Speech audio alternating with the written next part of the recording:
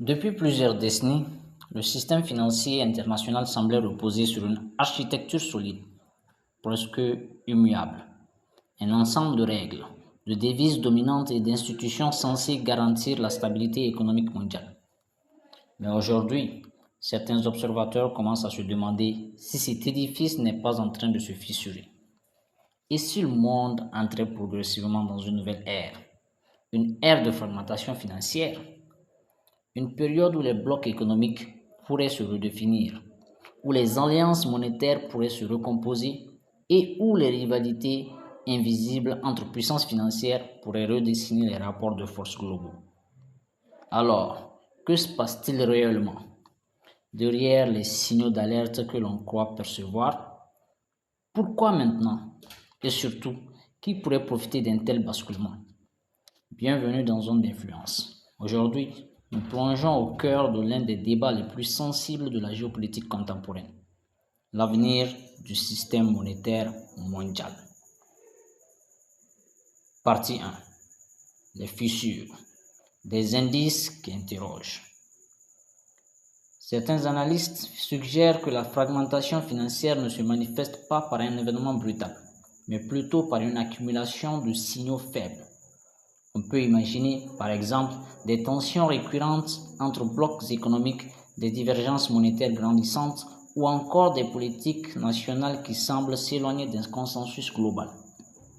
D'autres observateurs évoquent la montée de nouveaux instruments de paiement plus régionaux qui pourraient être interprétés comme des symptômes d'un glissement silencieux vers un monde moins unifié financièrement.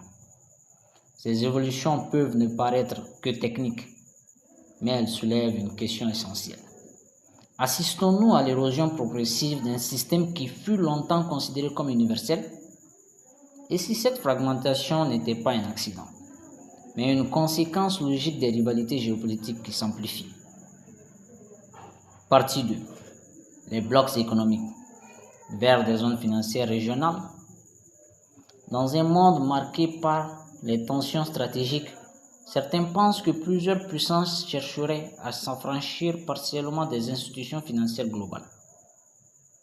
On pourrait imaginer des blocs régionaux renforçant leur coordination monétaire, développant leur propre système de paiement ou favorisant leurs devises à l'intérieur de leurs alliances économiques. Certains experts évoquent même l'idée qu'un monde multipolaire pourrait conduire à l'émergence de sphères monétaires d'influence.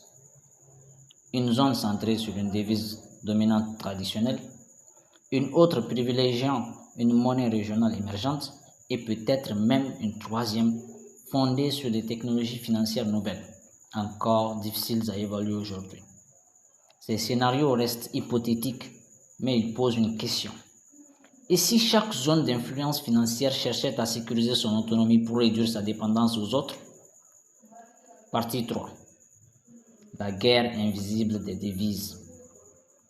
Derrière les messages officiels sur la coopération internationale, certains analystes évoquent la possibilité d'une compétition discrète entre devises. On peut imaginer des stratégies monétaires cherchant à renforcer l'attractivité d'une devise face à une autre, ou des politiques économiques favorisant certaines places financières au détriment d'autres. Dans ce contexte, certains experts se demandent si une forme de guerre de devises ne pourrait pas un jour surgir à nouveau. Non pas de manière ouverte, mais via une succession de décisions monétaires, de réajustements stratégiques ou de mesures visant à attirer les capitaux internationaux. Mais alors, quelles seraient les conséquences pour les pays qui dépendent fortement du financement extérieur? Et pour les économies qui ne possèdent pas de devises suffisamment solides pour résister à un choc global? Peut-être qu'ici se trouve l'un des points les plus sensibles de cette fragmentation, la possibilité que le système devienne plus vulnérable, plus instable et moins prévisible. Partie 4. Les acteurs invisibles. Institutions, entreprises et puissances financières. La géopolitique monétaire n'est pas seulement une affaire d'État. Certains observateurs rappellent que de grandes institutions financières et certaines multinationales jouent également un rôle dans la structuration du système. On peut imaginer que certaines entreprises, du fait de leur taille ou de leur influence, cherchent à se protéger contre une éventuelle instabilité du système monétaire. Elles pourraient diversifier leurs devises, renforcer leurs réserves ou s'intéresser à de nouveaux outils financiers. De leur côté, les institutions internationales tenteraient peut-être de maintenir la cohésion du système, en rappelant l'importance de la stabilité collective. Mais dans un contexte de rivalité grandissante, est-il encore possible de préserver un ordre financier vraiment unifié? Ou sommes-nous déjà entrés dans une ère où chaque acteur poursuit sa propre stratégie d'influence? Partie 5. Qui gagne? Qui perd? Si certains blocs économiques cherchent davantage d'autonomie, cela pourrait créer de nouveaux gagnants et de nouveaux perdants. Les puissances capables de soutenir leurs devises pourraient renforcer leur influence. Les États disposant de ressources stratégiques pourraient aussi trouver un nouvel levier dans cette fragmentation. Mais pour d'autres nations, plus dépendantes du système actuel, une telle transition pourrait rendre l'accès au financement plus incertain.